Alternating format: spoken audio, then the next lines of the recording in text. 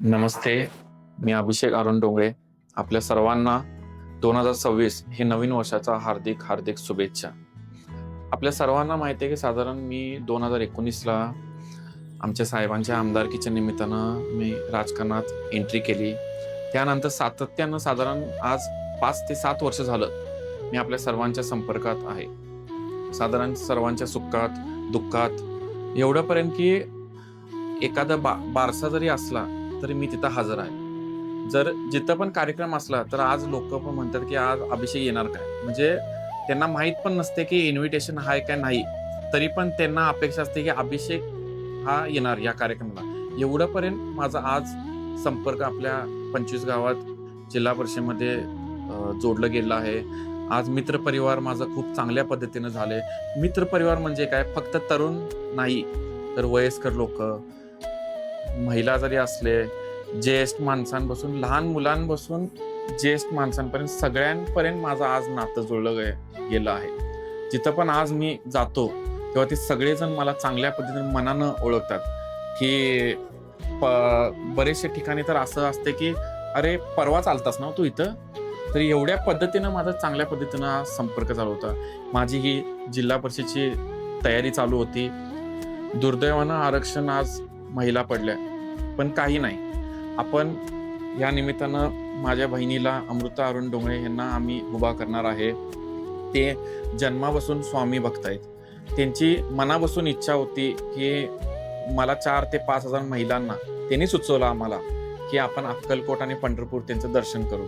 त्या निमित्तानं इतिहासात पहिल्यांदा कोल्हापूर जिल्ह्याच्या इतिहासात 5 ते 6 हजार महिलांना आपण अक्कलकोट आणि पंढरपूरचं दर्शन केलं.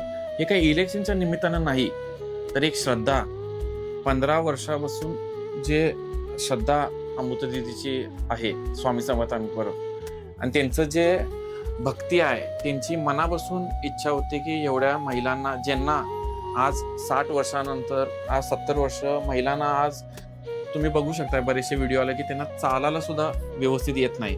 त्यांना जर तुम्ही विचारलं तर त्यांनी म्हणलं असेल की मी पहिल्यांदा माझ्या जीवनात अक्कलकोटचं दर्शन किंवा पंढरपूरचं दर्शन झालं. एवढं मोठं सौभाग्य किंवा भाग्य आम्हाला डोंगरे परिवाराला मिळालं, ह्याचा आम्हाला खूप आनंद आहे.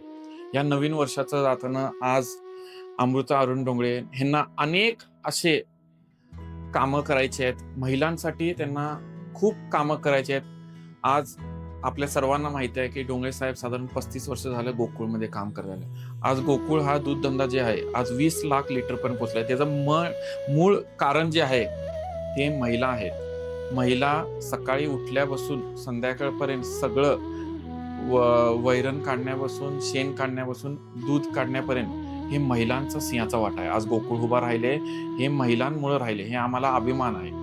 आणि आपण सर्वांना माहिती आहे की हे पण एक आमचं कारण होतं की एवढं ते सकाळ ते संध्याकाळी एवढं राबतात, त्या संसारात एवढं ते झोकून देतात की त्यांना कुठं ना कुठं तर 2 दिवस त्यांचे साधारण आयुष्य सगळ्यांसाठी जाते. स्वतःसाठी 2 दिवस सुद्धा कधी वेळ मिळत नाही.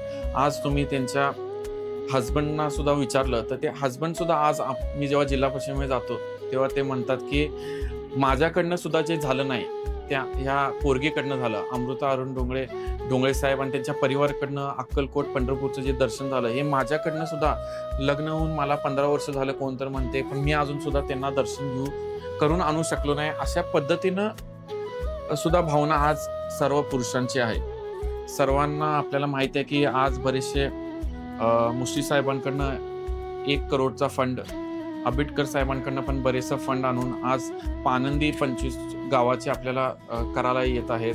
25 पानंदी पण आपण करतो. म्हणजे आपण अमृता दिदी आज सत्तेवर नसताना सुद्धा मी आणि अमृता दिदी आणि साहेब आम्ही तिघं मिळून, हे जसं महाराष्ट्राची ट्रिपल इंजिन आहे तसं या जिल्हा परिषदेची ट्रिपल इंजिन म्हणून आम्ही हे सगळं मिळून टीमवर्क म्हणून आपण सर्वांचे काम करायला प्रयत्न करालोय.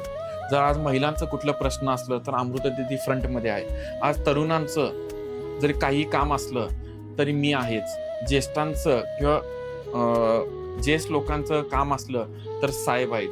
गोकुळचं काही काम असलं तरी आपण चांगल्या पद्धतीने करतो. अशा पद्धतीनं ट्रिपल इंजिन म्हणून आज साहेब, मी आणि अमृता दिदी चांगल्या पद्धतीनं आम्ही या क्षेत्रात डेव्हलप करू शकतो. एवढंच सर्वांना म्हणायचं आहे. जय हिंद, जय महाराष्ट्र.